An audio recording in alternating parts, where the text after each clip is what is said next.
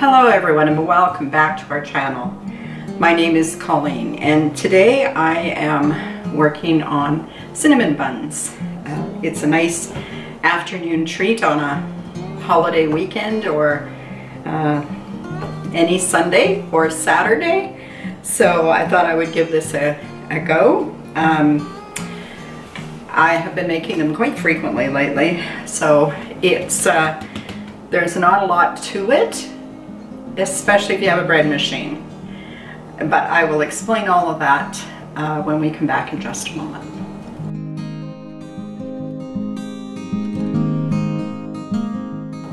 So, I have a dough setting on my bread machine.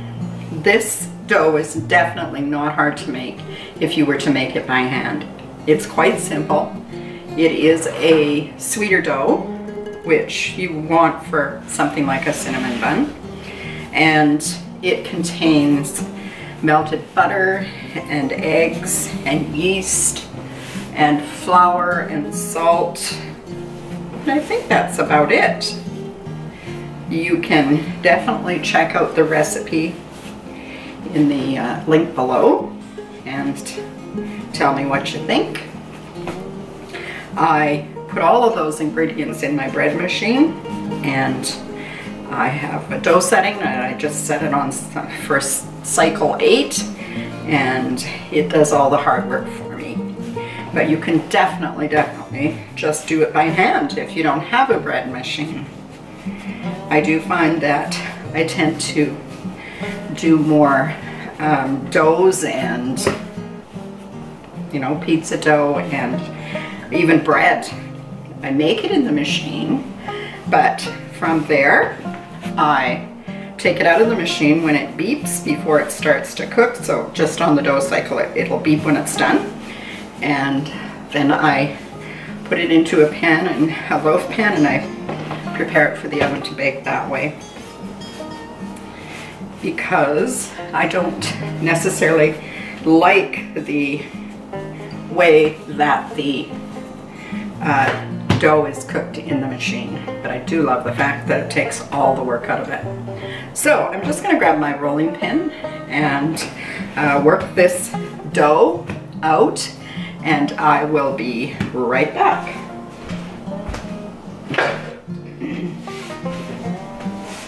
So I've enlisted my rolling pin because the dough is, I'd be here all day trying to pat it out with my hands, so I'm going to give it a roll. I'm looking for something about a, I don't know, 12 by 16 inch rectangle, but you kind of settle with what you get because it doesn't always turn out perfectly the way that you want it to.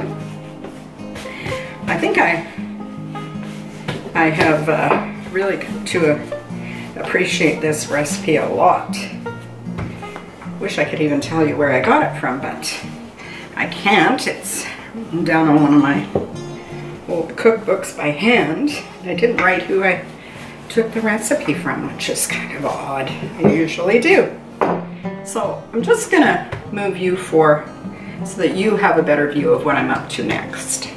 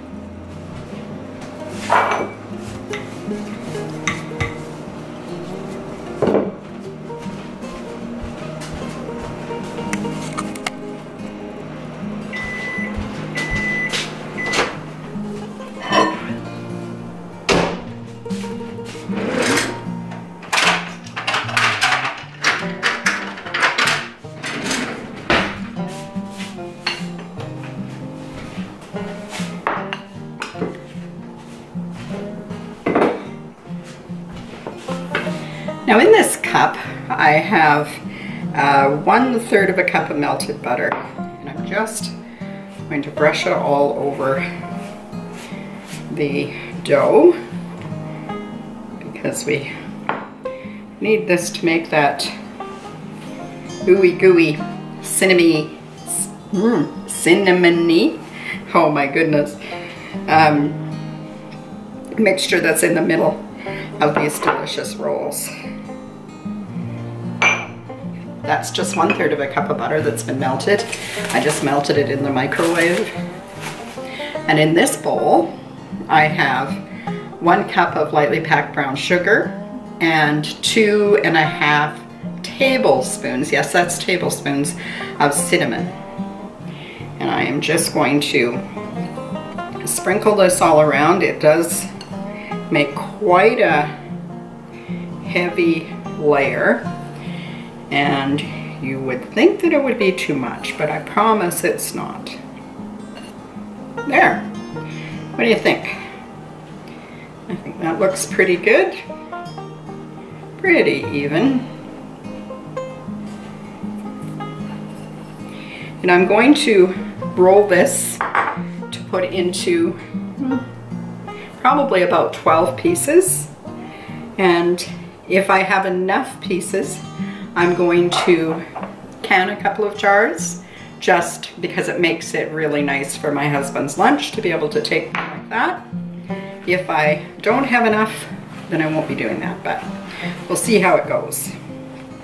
So one of the things that's interesting about canning them in the jars is that you don't want the roll to be too tight, because if it's too tight, when it starts to proof in the jar, the centerpiece will come straight up like this. You may have had that happen actually when you're making them regularly in your in a pan where the middle has popped up like this, and that's just because the roll was too tight and it has nowhere to expand, so it goes straight up. So you have to be careful and put them quite loosely into the jar and never fill it more than about no, I'm going to cut about 3/4 inch slices to put into the jar. So I'm not tugging back on it and trying to make it more than it is. I'm just going to carefully roll it. And what it is, it is. Now, these are quite big around. And I'm just going to try and somewhat pinch the edges together. I guess I'm not too much of a perfectionist about this part, because once they rise all together in the pan, they touch really close anyway, and that way the ooey gooey parts don't fall out. Now you could, I think, just give them a little additional brush, and that might help to keep it on. But as I said, I'm not going to worry about it. At this point, I'm going to just work it out a little bit. That will help to get it more to the size that I need it to be. I have sprayed a 9 by 13 inch pan, and I'm going to just spray these little jars just in case I do have enough.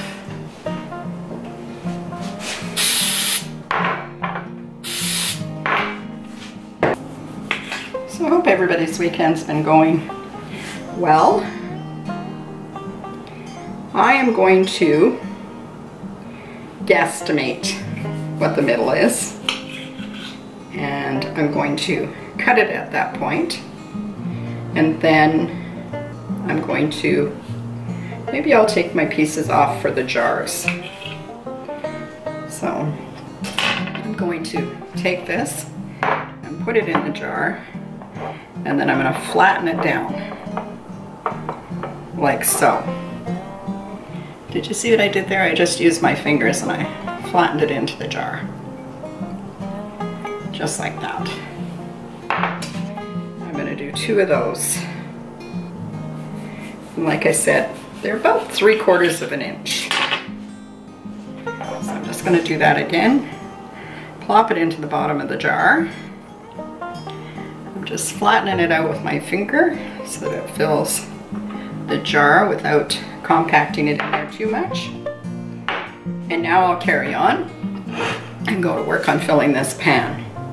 Now these ones are probably going to go about maybe 1.25 to 1.5 inches.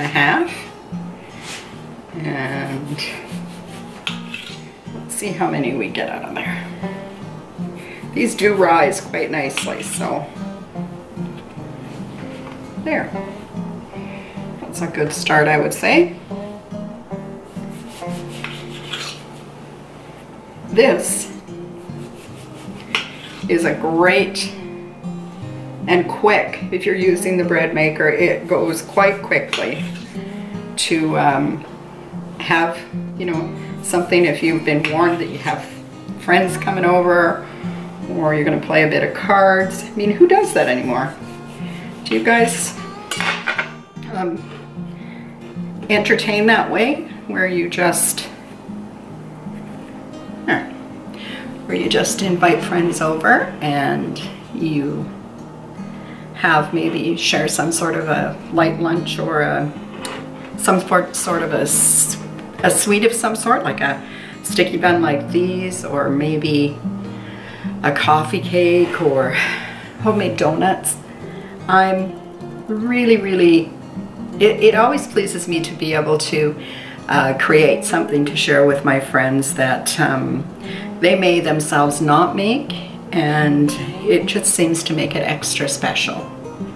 So now I'm going to take these and I am going to cover them and let them rise in a warm place for an hour before I put them into the oven. So when I'm preparing to put them in the oven, I will be back and show you what they look like. Now, here I'm just going to set these two into the, that's just a little empty cake pan that I'm going to slide into a preheated 350-degree oven.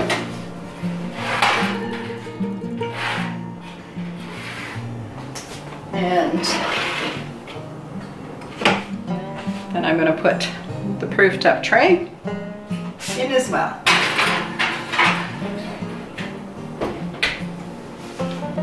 And I'll see you back here soon.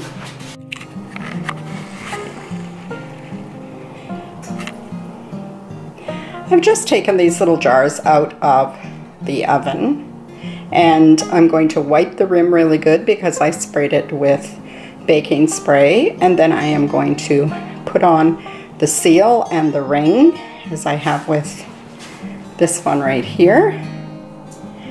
And in about 10 minutes we should hear the pings that tell us these have been properly sealed. The one thing that I haven't tried yet, but I'm going to one of these days, is to actually ice them before I put the lid on. Ooh, that should be a little challenge right there. I've also just taken the full pan out of the oven, and as you can see, even though I didn't, well, let me get around here where you can see a little better. Even though I didn't roll them really tight, there's still a couple of them that definitely made their way up out of the center, and they are quite a bit higher than the rest. That doesn't make them taste any different. They're still delicious. So I'm just going to let this cool for a few minutes, and then I will be ready to put the icing on. So here I have the last of the ingredients in the bowl. I have taken out the electric beater. It's just a portable handheld beater. And I've mixed up the butter, icing sugar, and the cream cheese, and then I've added a half a teaspoon of vanilla and 1/8 of a teaspoon of salt. So this is what it looks like. It's kind of firm, but not too firm. These jars have already pinged, and I'm just going to bring this over, and I am going to dollop the icing onto these and then spread them out a little bit. It's pretty generous, I would say. Cream cheese icing. I mean, who couldn't eat that?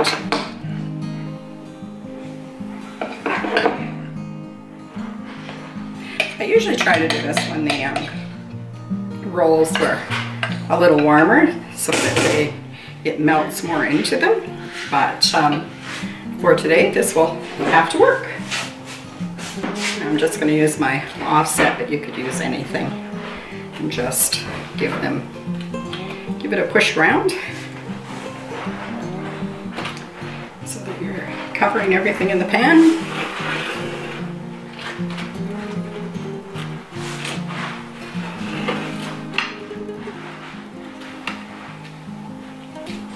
There we go. What do you think, folks? I think that looks edible. I'm just going to grab one out of here so that you can see what the finished product looks like.